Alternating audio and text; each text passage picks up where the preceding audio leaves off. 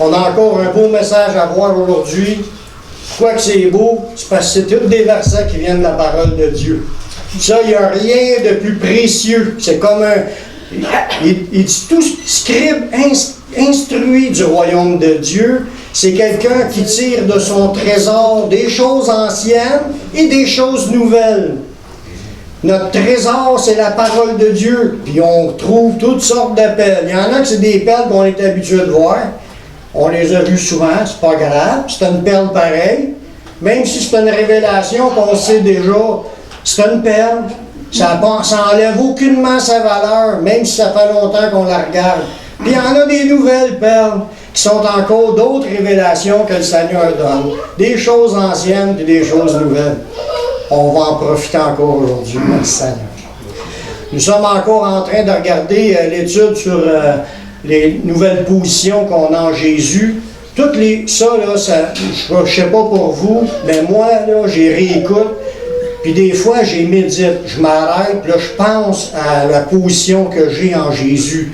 Puis là, on est rendu, je pense, au 24e ou 25e message. Les idées, si vous voulez les revoir, sont toutes sur Internet dans nos positions, nos nouvelles positions. Vous allez voir, il y a 25, au-dessus de 20, alentour de 25 messages. Puis ça, là, quand tu réalises, c'est pas juste de le savoir intellectuellement, réaliser pour voir la portée de ce que nous sommes en Jésus. On est une nouvelle créature, puis c'est pas des farces. Toutes choses sont devenues nouvelles. Tout ce qu'on a en Jésus-Christ, on n'avait absolument rien avant de venir à Jésus.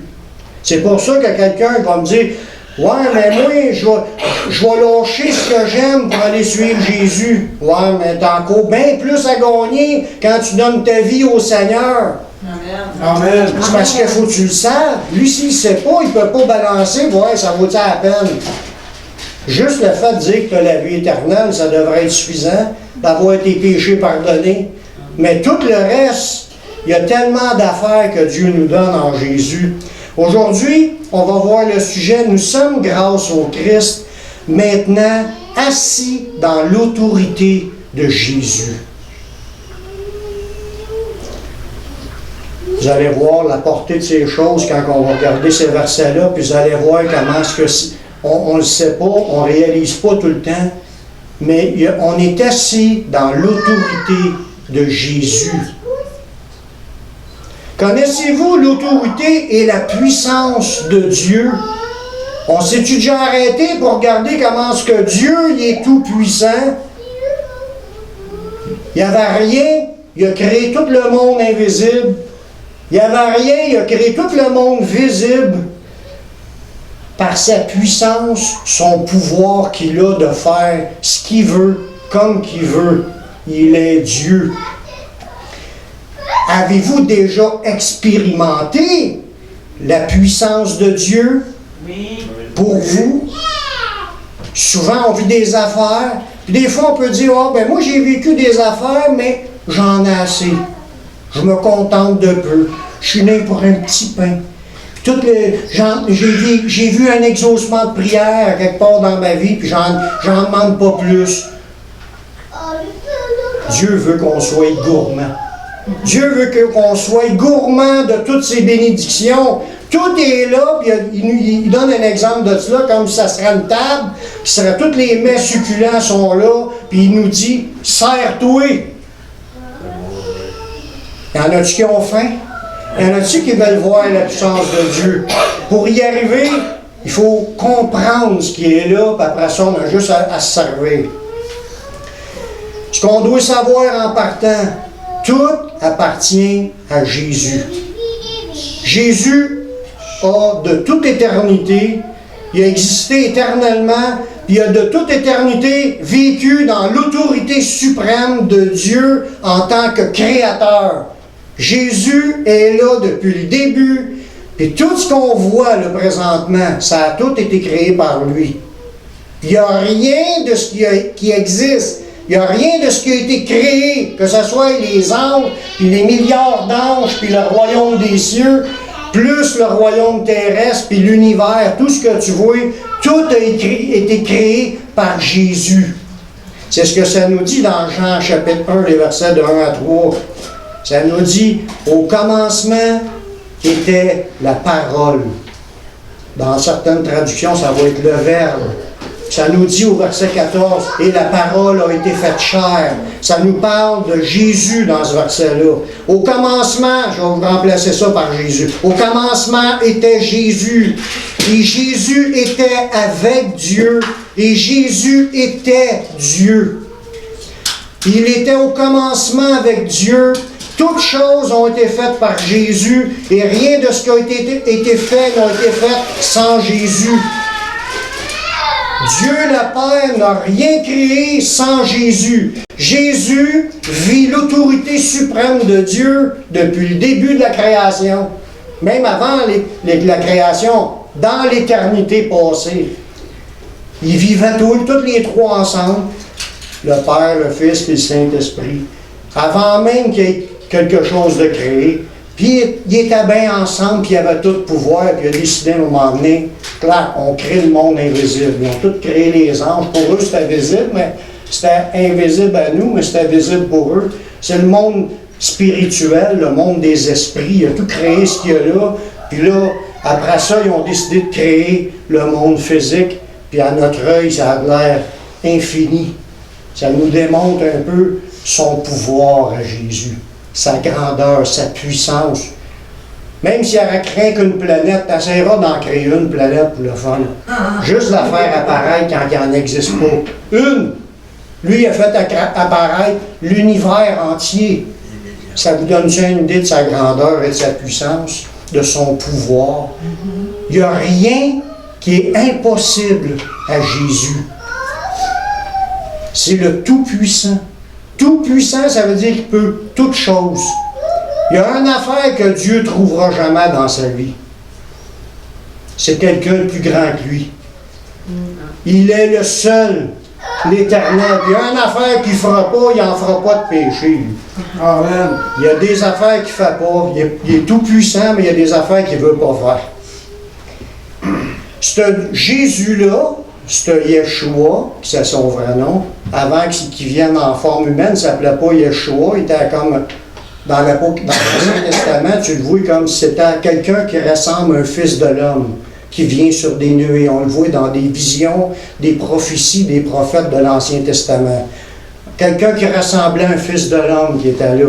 Mais il était là, mais il n'avait pas encore son identité terrestre parce qu'il n'était pas venu en forme humaine encore. Mais il était là, auprès de son Père, dans l'éternité, dans l'histoire, avant que ça arrive ou ce qui arrive.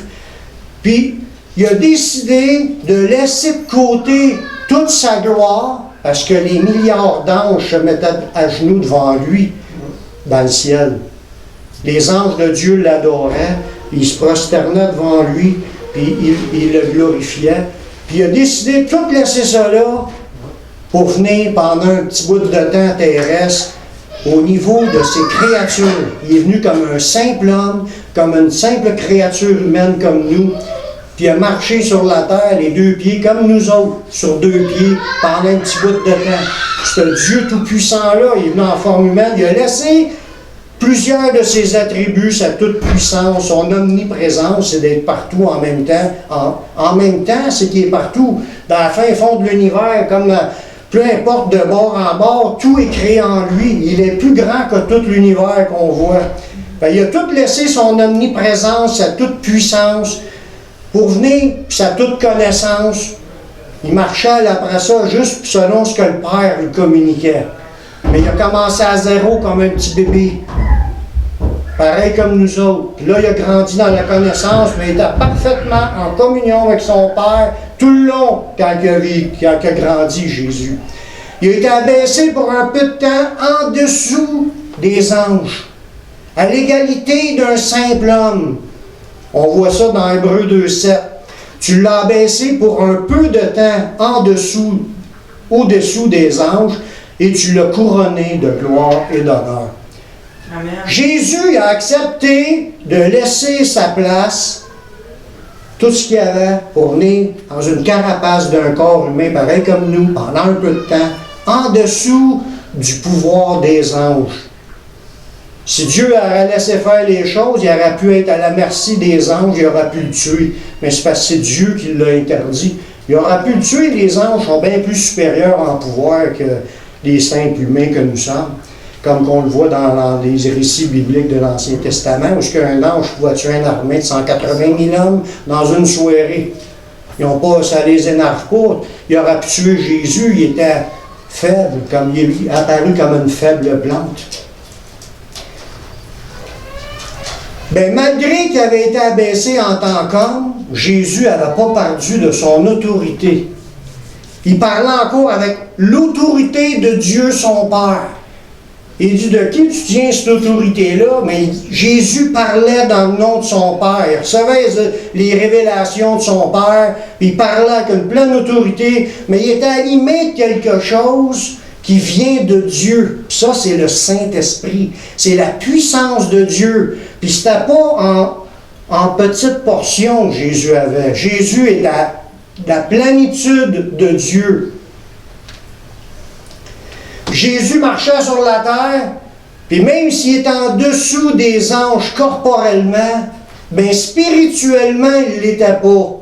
Il avait autorité sur les démons, puis toute la puissance des ténèbres. Oui, il aurait pu se faire tuer par un humain, comme ça s'est fait tuer par un humain, mais juste quand Dieu, son Père, l'a permis, pas avant. Mais il était comme protégé. Il avait une mission à faire, puis il fallait qu'il accomplisse sa mission. Mais Jésus, on le voit dans Luc 4,36, quand les gens le voyaient, ils n'en revenaient pas de quelle façon il prêchait. Il ne prêchait pas comme les scribes qu'il y avait dans ce temps-là. Il était en train de prêcher justement dans Luc 4,36, il était en train de prêcher, puis il y a quelqu'un qui était pris d'un mauvais esprit, commence à crier. Lui, il a commandé à l'esprit de sortir, puis le gars, il s'est mis à crier, paf, puis l'esprit a sorti de ce gars-là. Les gens étaient étonnés de voir ce qui se passait. Ils ont dit, tous furent saisis de stupeur, puis ils se disaient les uns aux autres, quelle est cette parole? Il commande avec autorité et puissance aux esprits impurs et ils sortent. Même si Jésus avait quitté son trône de toute puissance, il marchait dans une carapace d'un simple homme, il n'était pas un simple homme. C'est encore Dieu à l'intérieur de lui, rempli de la puissance de Dieu, le Saint-Esprit, recevant les directions, puis les révélations, puis l'onction nécessaire pour sa mission. Là, quand il a nommé sa mission, il dit « L'Esprit du Seigneur est sur moi parce qu'il m'a oint pour rendre libres les opprimés, guérir ceux qui ont le cœur brisé, délivrer les captifs. » Les captifs, c'est pas juste les captifs du péché, c'est les captifs des démons. Les aveugles, il va les ouvrir les yeux, peu importe la maladie, ça dit guérissait toute maladie, toute infirmité. Il n'y a rien que Jésus n'était pas capable de faire. Parce que Dieu était avec lui. Il était en lui. Merci Seigneur. Mais son abaissement en tant qu'humain a été temporaire.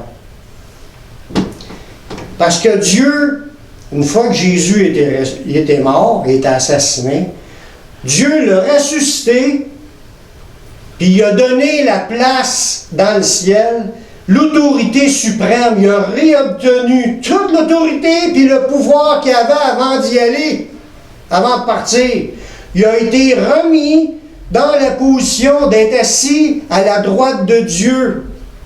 Quand tu parles à la droite, là, ça sous-entend dans la force de Dieu. Dans tout ce que Dieu est, quand Dieu il pogne quelqu'un au collant, même, ça veut dire il y a le bras qui est là, qui tient. Mais il est à sa droite, puis il a toute sa puissance qui est en. Puis Jésus, après sa résurrection, s'est montré à ses disciples, il dit « Tout pouvoir m'a été remis dans le ciel puis sur la terre. » Jésus est maintenant assis dans la toute-puissance de Dieu. Il a reçu, il a réobtenu en fin de compte, l'autorité sur toute la création, incluant toutes les créatures. Jésus peut faire ce qu'il veut, avec qui qu'il veut, comme qu'il veut. C'est à lui. Toutes choses ont été faites par lui, en tant que propriétaire, puis en tant que vainqueur aussi sur la mort, vainqueur en ressuscitant des morts, puis tout pouvoir il a été remis, puis c'est lui qui décide, avec son Père, bien entendu. Dans Éphésiens 1, le verset 20 à 22, Dieu il a déployé sa puissance, puis il a démontré sa puissance, en ressuscitant Jésus d'entre les morts, en le faisant asseoir à sa droite dans les lieux célestes. Jésus est assis maintenant à droite de Dieu dans les lieux célestes. Puis regardez bien ce que ça dit au verset 21. Au-dessus, Jésus est assis au-dessus de toute domination, de toute autorité, de toute puissance, de toute dignité, de tout nom qui peut se nommer, non seulement dans le siècle présent, mais encore dans le siècle à venir. Il a tout mis sous ses pieds. Tout est sous les pieds de Jésus. Il l'a donné comme pour chef suprême à l'Église, qui est son corps, puis il a donné aussi la plénitude de celui qui remplit tout en tous. Jésus a réobtenu la plénitude de la puissance de Dieu. Puis il est placé dans une autorité, il n'y a rien de plus haut que lui. Parce que Paul, il l'explique à un moment donné, il parle qu'on n'a pas à lutter contre la chair et le sang, contre les humains, mais contre les dominations, les autorités, les princes de ce monde de ténèbres, les esprits méchants. Ça, c'est comme des hiérarchies qu'il y a dans le monde qu'on est présentement. Mais il y en a dans le royaume de Dieu aussi des hiérarchies. Mais Jésus est assis au-dessus de toute domination, de toute autorité et de tout pouvoir. Il est au-dessus de tout. Amen! Amen! Gloire à Dieu!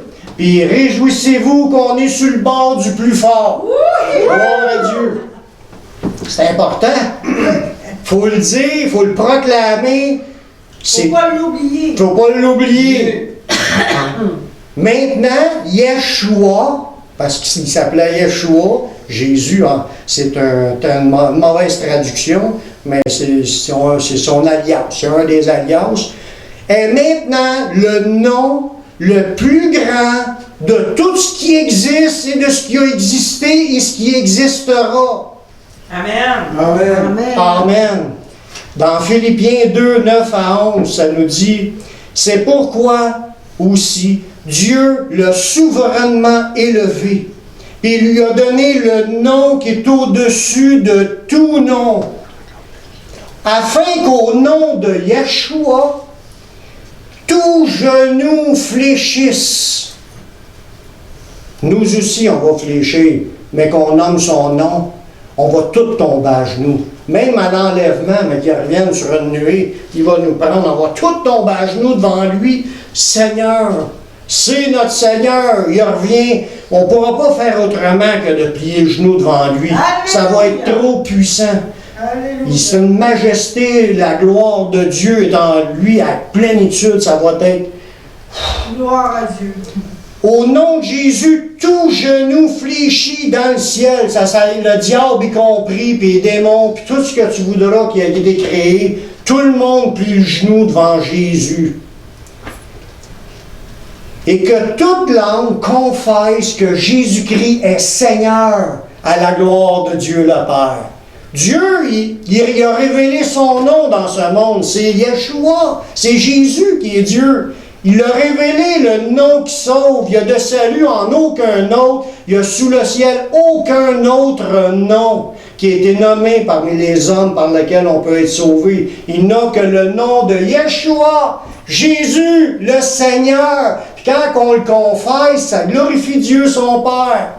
Il y en a qui disent « Ah ben moi j'ai Dieu dans ma vie. » T'as-tu Jésus? Non, il ne le connaît pas, tu n'y appartiens pas.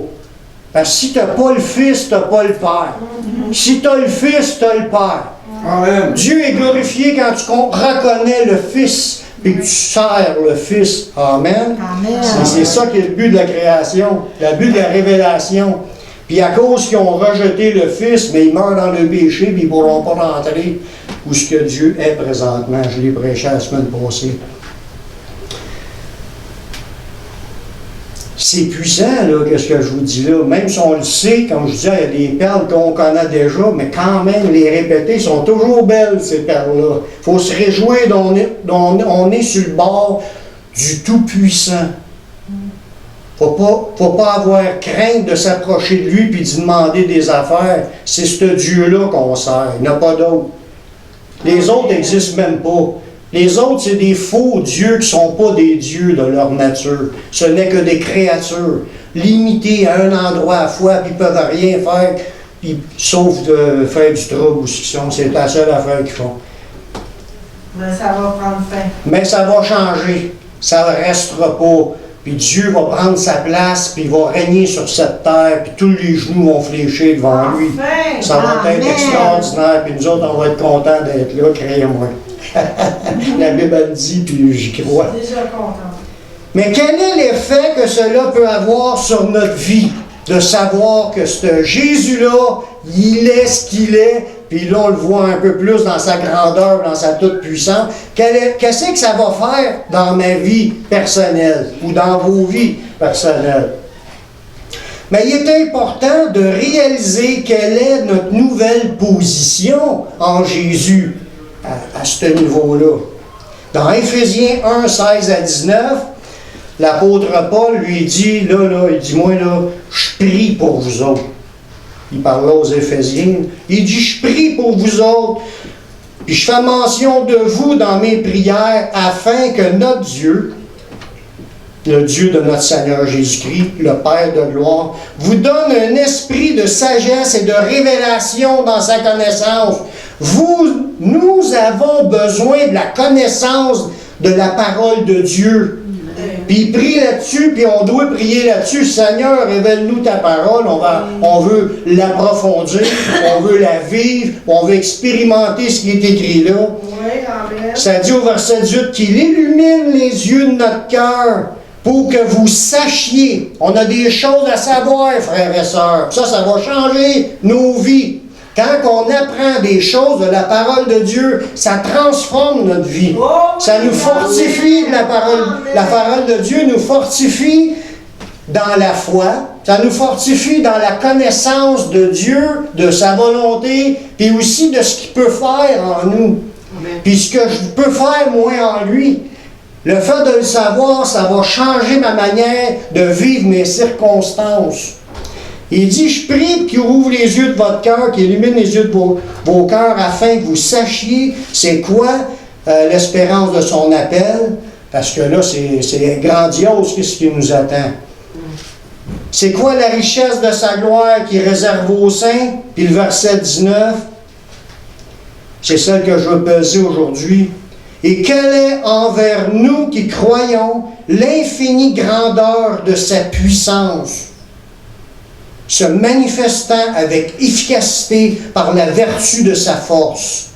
Quelle est la grandeur de la puissance de Dieu agissante et qui veut agir dans nos vies. Dieu ne veut pas juste qu'on sache des théories. Il veut qu'on sache qu'on peut vivre des affaires avec sa puissance. Des affaires au-delà de ce qu'on peut penser. Au-delà de ce qu'on est habitué de vivre. Dieu, il n'y a pas de limite. Mais il veut qu'on grandisse dans la connaissance afin qu'on sache, oui, on sache où on s'en va, puis qu'est-ce qui nous attend, puis on est content de cela, mais il veut qu'on sache aussi qu'est-ce qu'il peut faire dans ta vie par son bras puissant. Il veut qu'on réalise la puissance qui est prête à déployer dans son corps, qui est l'Église, dans chacun de nous. Il y a de quoi, frères et sœurs, de puissant qui veut nous faire vivre. Puis qui va nous faire vivre parce que c'est écrit, puis on l'apprend. Cette autorité-là que Jésus a, c'est pas pour rien. Il y a de quoi qu'il veut faire dans nos vies. Là, on va rentrer dans certains petits passages. C'est pas une grosse étude, ça dure juste 3 quarts d'heure. Mais ça peut se vivre dans toute une vie. Ça peut s'étendre et se multiplier, puis qu'on peut se vivre des affaires extraordinaires. Mais il faut comprendre notre position en Jésus. Qu'est-ce qu'on a droit? Qu'est-ce qu'on a déjà reçu? Qu'est-ce qu'on a le droit de vivre et d'espérer de vivre dans cette vie à cause que Jésus est en nous?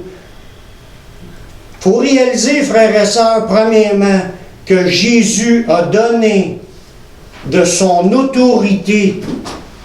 Jésus a donné de son autorité à ses serviteurs. Dans Marc 13, 34, Jésus l'a expliqué dans une parabole. Puis il dit, il en sera d'un homme qui, partant pour un voyage, il laisse sa maison, il remet l'autorité à ses serviteurs, il indique à chacun sa tâche, puis il ordonne au portier de veiller. Lui, il partait. Comme qui est parti, il y a 2000 ans. Mais il n'a pas laissé ses serviteurs les mains vides. Il a donné l'autorité à ses serviteurs. Amen. Pour réaliser qu'on a déjà, à cause qu'on est né de nouveau, on est devenu son serviteur, mais on a déjà reçu l'autorité du Seigneur. Amen. Il nous indique à chacun notre tâche. On a tout le bagage de ce qu'il faut pour accomplir ce qu'il nous appelle à faire. Tout est là. Tout est là. Puis là, il nous ordonne de veiller, bien entendu. Si on s'endort, on passe à côté de beaucoup de choses qui sont importantes.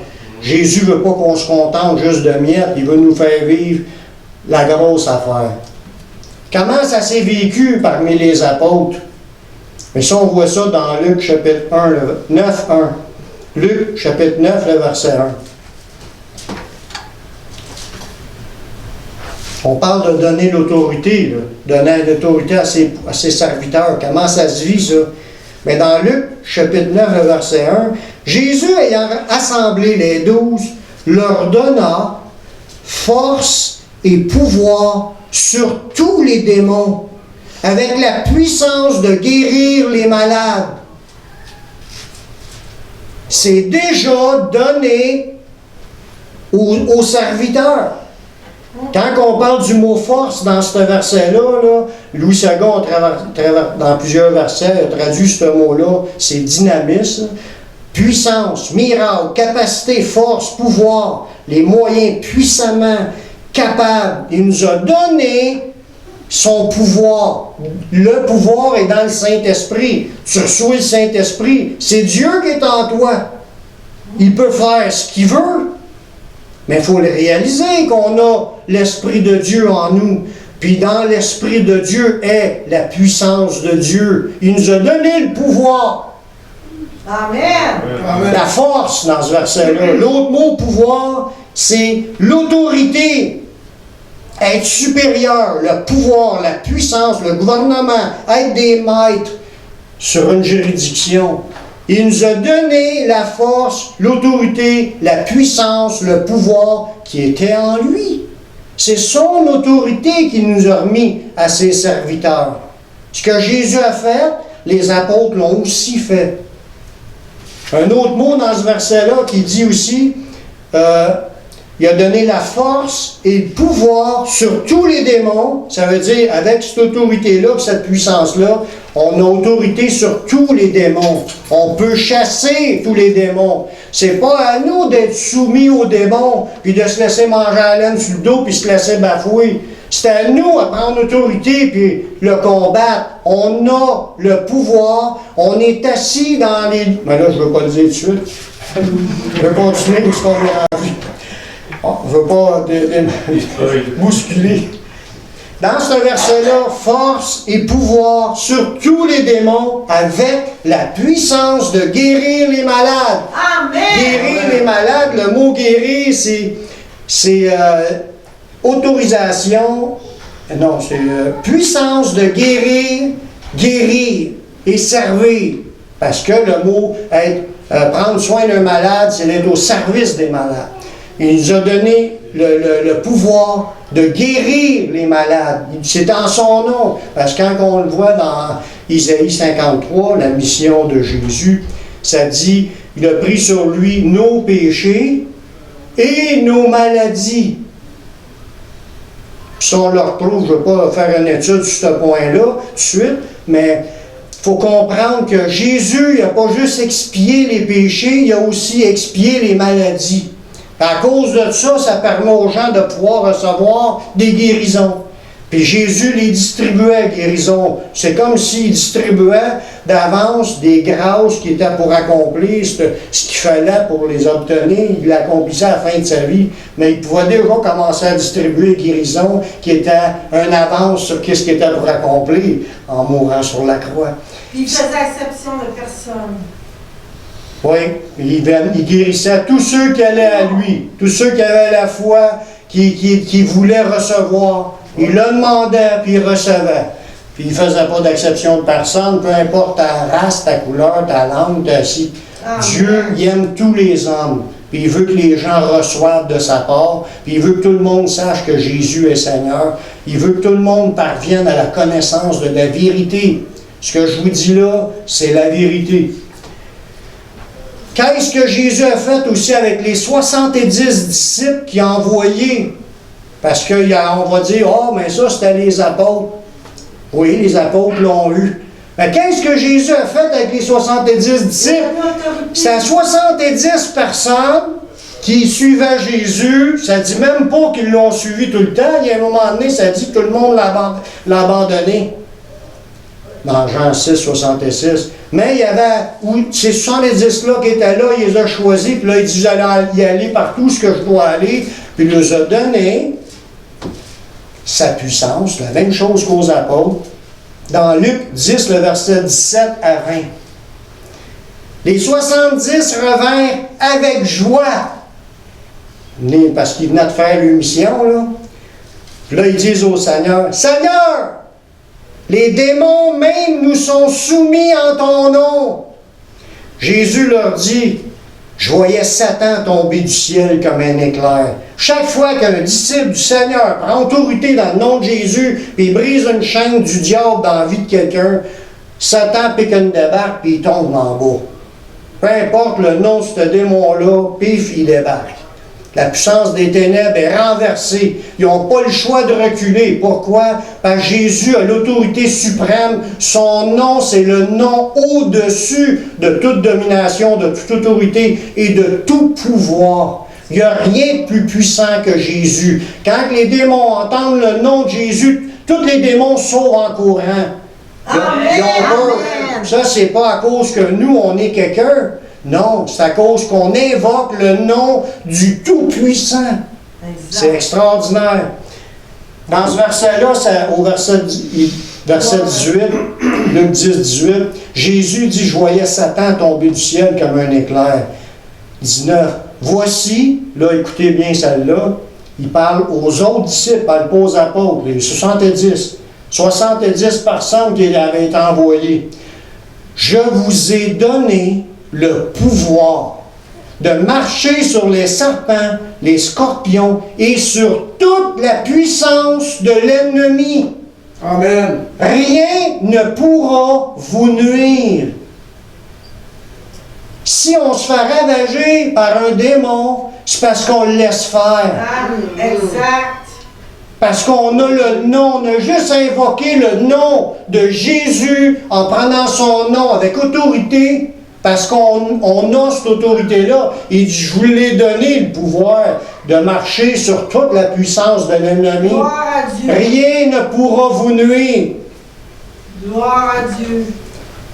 Cependant, ne vous réjouissez pas de ce que les esprits vous sont soumis, mais réjouissez-vous de ce que vos noms sont inscrits dans les cieux. Alléluia.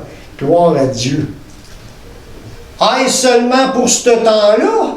Non. Parce que le monde, la plupart de ceux qui ne croient pas à la puissance de Dieu vont dire « Ah, mais ça, c'était les miracles dans ce temps-là. » Comme si Dieu avait abaissé en force.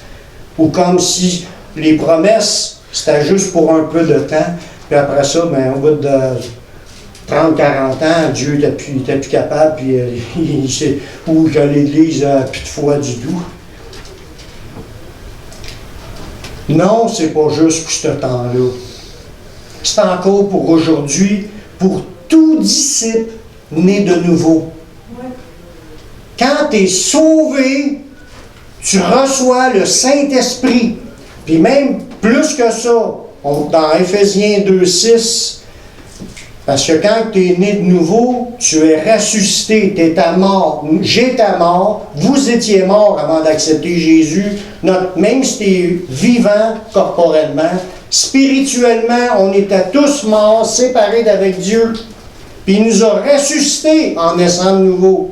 L'Esprit de Dieu est venu rentrer en nous, ça a ressuscité notre esprit. On est revenu à la vie. On ne l'avait jamais été, on est venu au monde séparés de Dieu. Mais on est ressuscité, puis on est devenu un esprit vivant, en communion avec l'Esprit de Dieu.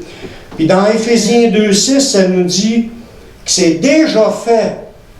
Il nous a ressuscités ensemble. Quand tu es né de nouveau, tu es ressuscité, puis tu as une communion que tu as avec le corps de Christ, parce que tu es greffé au corps de Christ. Tu es connecté avec le reste du corps. Tu es maintenant un membre du corps de Christ. On est ressuscité ensemble. Ce n'est pas une affaire individuelle, c'est une affaire collective. Et il nous a fait asseoir ensemble dans les lieux célestes en Jésus-Christ. Fait que quand tu es né de nouveau, tu es maintenant assis à la droite de Dieu dans le nom de Jésus, sur le même siège que Jésus, dans le siège de l'autorité de Jésus. Tu as maintenant, et tu peux exercer l'autorité de Jésus. Ça t'a été donné, pas à cause que tu es beau, pas à cause que tu as de l'argent, pas à cause que tu es plus fin que les autres. C'est à cause que tu as reconnu que Jésus est à mort pour pardonner tes péchés. Tu t'es repenti, tu as cru en son sacrifice. Dieu t'a pardonné, il t'a donné son Saint-Esprit. Tu es maintenant ressuscité avec le reste de la gang, puis nous sommes tous ensemble assis dans les lieux célestes en Jésus. On attend la résurrection de notre corps. Mais on est assis dans son autorité. Il faut le comprendre. C'est à nous. C'est déjà remis à ses serviteurs, cette autorité-là. Il faut réaliser ce qu'on a, frères et sœurs. Il faut arrêter de se laisser manger à la laine sur le dos par l'ennemi. Amen. Amen. Nous pouvons maintenant utiliser cette autorité pour combattre afin de marcher dans la victoire. C'est important. Il y en a-tu qui veulent être dans la victoire dans leur vie? Être sauvé, c'est correct, c'est beau, puis merci Seigneur, on est sauvé. Mais dans toutes les circonstances de notre vie, on peut-tu gagner des victoires quelque part? Ou si on va se laisser écraser tout le reste de notre vie? Il faut réaliser notre position. C'est un policier, lui là, sa job, c'est d'arrêter les voleurs. Il marche à la rue, il voit un voleur rentrer dans une banque pour aller voler à la banque, puis là, il dit « Oh, qu'est-ce que je vais faire? » Il ne sait pas qu'il est déjà formé pour faire ce job-là. Il est armé en plus pour faire ce job-là. Il a l'uniforme pour représenter l'autorité. Il a reçu l'autorité, puis il est assermenté. Il est déjà le gars qu'il faut pour aller arrêter le voleur. Mais s'il ne croit pas à son identité, qu'est-ce qu'il va faire? Il va être sur le coin de la rue, puis il va se cacher, puis il va avoir peur. Non, son rôle, c'est mon rôle, je suis la police, il y a un voleur là, puis il fonce dans le tas. Puis s'il pense de ne pas y arriver tout seul, il appelle du renfort, puis il y a une équipe qui débarque, puis là, ils vont, puis ils maîtrisent la situation. Vrai ou faux? Mais en tant qu'enfants de Dieu, nous sommes dans l'autorité de Dieu, au-dessus de toute la puissance des ténèbres. Nous pouvons invoquer le nom tout-puissant, l'autorité du tout-puissant, et d'écraser les ténèbres, repousser l'ennemi, puis tout ce qui a ces chaînes, ces liens qui essaient de nous arrêter. On les brise dans le nom de Jésus. Amen. On rejette ces liens, ces chaînes, ces tentations, c'est tout ce qu'ils essayent de faire pour essayer de nous ralentir, de nous écraser, de nous rendre inefficaces. On va réaliser notre position, puis on prend l'autorité. On manque un petit peu, on ne pense pas tout seul qu'on va y arriver. Call du renfort. Appelle la chaîne de prière, appelle tes frères et sœurs. Il y a du renfort. Puis tout le monde va débarquer, puis on va prendre l'autorité dans le nom de Jésus, puis on va vivre des affaires. Les puissances des ténèbres vont reculer. On va gagner du terrain. Serviteur du Dieu vivant, tiens-toi debout, combat pour ton Dieu. Serviteur du Dieu vivant, tiens-toi debout, combat pour ton Dieu. Ne laisse pas ton ennemi te ravir tes promesses. Ne laisse pas ton ennemi te ravir tes promesses, car tu es vainqueur, ô Fils de Dieu. C'est qui le Fils de Dieu qui est vainqueur? C'est nous. Parce que Jésus nous a déjà donné son autorité, son pouvoir. Il a déjà accompli tout ce qu'il fallait pour qu'on soit pardonné, pour qu'on marche en communion avec lui, puis qu'on expérimente des victoires. Amen. Amen. L'autorité sert pour des petites choses rapides, là. L'autorité sert à combattre contre les attaques et les tentations du diable, bien entendu. On a tous affaire au diable. Tout le monde. Les mêmes souffrances sont imposées à nos frères dans le monde. Ça dit, Jacques 4,7, résistez au diable et il fuira loin de vous. Tu as juste besoin de dire non, Satan, c'est fini. Au nom de Jésus-Christ, je te commande de t'en aller. C'est ça que Jésus a dit quand il s'est fait tenter, puis même quand il a parlé à travers de Pierre, l'apôtre Pierre, il a dit une parole qui n'était pas de Dieu. Jésus a dit, arrière de moi, Satan, faut le faire. Ça, on ne dit pas. C'est comme un enfant qui est tannant, tu ne dis pas de rester assis, ça va tranquille. Là. Tu le laisses faire. Tu le laisses faire, il dérange. Puis là, ben, c'est un moment donné, il faut que tu lui dises, je suis correct. Assis-toi là. Oui, t'en donnes un pouce, il en prend un pied. Puis là, je dis un pied, c'est quasiment trop. Là.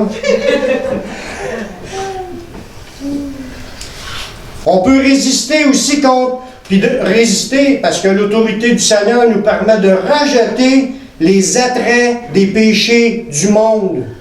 Tu peux avoir des choses qui t'attirent dans le monde. Comme un exemple, là, c'est parce que Pierre, quand il arrive devant le gars, Simon le magicien, lui c'était un gars qui attirait les foules, puis il faisait des faux miracles, c'était un magicien. Puis le monde disait, ah, c'est la puissance de Dieu. Puis là, à un moment donné, Philippe, il arrive là, dans ce ville-là, puis le gars, il se convertit avec d'autres personnes. Puis là, les apôtres débarquent, puis commencent à prier pour les gens reçoivent le Saint-Esprit par l'imposition des mains. Lui, il regardait ça, puis il était étonné, puis il dit, il sort son portefeuille, hey, il pensait d'acheter ça, lui, là. Hey, donne-moi ce don-là à qui j'imposerai les mains, ils vont tous être recevoir le Saint-Esprit. Pierre, c'est une tentation du monde, ça, il ne faut pas oublier ça. Il a fallu que Pierre réalise, ting! Pourquoi? Parce qu'il était un enfant de Dieu, puis il était connecté, puis il a détecté un attrait, d'une tentation de faire de l'argent avec le nom de Dieu. Il aurait pu en profiter. Notre bourse s'en vient à sec, hein? Combien tu me donnes? C'est une tentation. Lui, il a rejeté cette tentation. Il dit que ton argent périsse avec toi parce que tu as pensé que le don de Dieu s'acquérait à prix d'argent. Il était capable de dire non, puis de rejeter sa tentation. Y en a-tu des tentations qui nous tentent des fois, puis ça nous fera pécher devant Dieu? Il faut être capable de dire non. Mais l'autorité que Dieu nous a donnée, nous l'a donnée, la même chose qu'à Pierre, pour être capable de dire non au monde. Dire non au diable, mais même le monde, quand c'est du monde qui vient nous tenter, il faut être capable de dire non. On arrête ça là. T'as une occasion de sauter à la clôture, sexuellement parlant. Arrière de moi, Satan, je refuse, je suis un enfant de Dieu, comme, comment il s'appelle, celui qui est allé, il était esclave il s'est ramassé en prison. Joseph. Sa femme à son boss, elle l'achalait pour aller coucher avec. Il dit, il s'est sauvé en courant, assez vite que son côte est tombé là.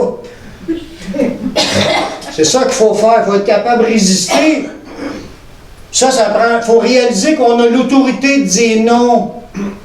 On a la capacité de dire non. On n'est pas obligé d'embarquer dans ces affaires-là. Amen. Puis l'autorité de combattre contre les liens des péchés dans notre corps. Des choses qu'on sait que c'est des péchés. On a aussi l'autorité pour combattre contre notre chair. Dans Colossiens 3, 5 à 8, ça nous dit à nous. Ça ne dit pas que c'est Dieu qui va le faire. Ça nous dit à nous, faites donc mourir les membres qui sont sur la terre. Les membres, c'est nos corps, nos passions sur le péché. Faites mourir ça. C'est pas demander aux autres. Pourquoi il nous le dit à nous, faites donc mourir? C'est parce qu'on a reçu en Jésus l'autorité d'être capable de dire non à nous, de ne pas tomber dans nos péchés, mettons, sexuels, les péchés de la gourmandise, de l'ivrognerie, des choses qui ne sont pas de Dieu.